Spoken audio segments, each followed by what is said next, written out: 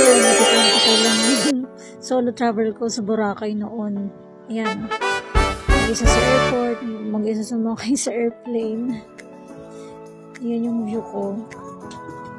So yan, nakababa na sa airport. Lalakarin mo yan para sumakay ka ng tricycle papunta doon sa may kaya tawag na port nila kung saan ka sasakay ng boat.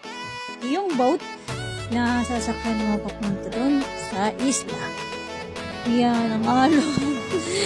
Pero hindi pa rin ako nagsuot ng life vest kahit takot ako.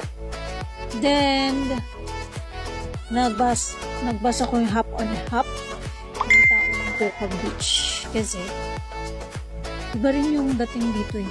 Tsaka hindi siya masyadong crowded, hindi katulad sa station 1 to 3. O diba, magmamangha talaga ako sa Boracay. Grabe. Isa pang dahilan pala kaya ako pumunta dito para ganyan ng buhok. Braid ba tawag dyan? Ang cute kaya niyan. At si ate, nakachismisan ko pa dyan, sabi niya, pangarap niya dating pumunta ng Boracay. Hindi niya alam, makakatuluyan yung taga dun. Doon na siya tumira. Ayan na ako, I'm very proud to myself. After yung pagpapa-hair braid niyan. And then, ito na.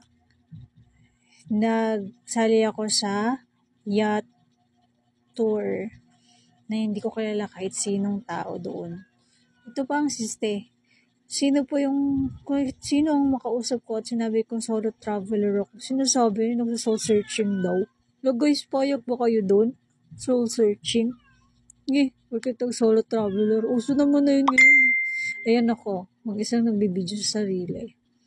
Ba? Grabe, ang sarap. Pero sinabi ko sa sarili ko, pag bumalik ako dito, hindi na ako mag-isa. Ayan yung view na makikita mo. Actually, itong yate na to, parang umikot lang siya dun sa may bandang certain area ng dagat. Yan yung mga kapwa ko, passengers, or joiners. May lahat sila may kasama, ako lang wala.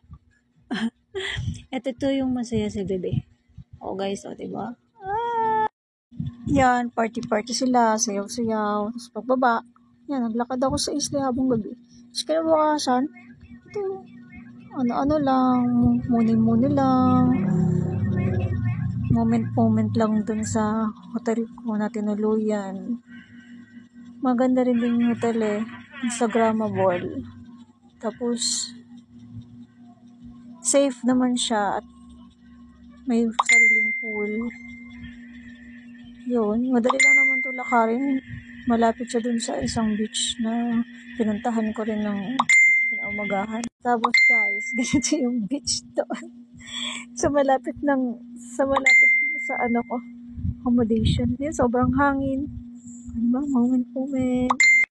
Kung tatanungin mo kung babalik ako sa Boracay.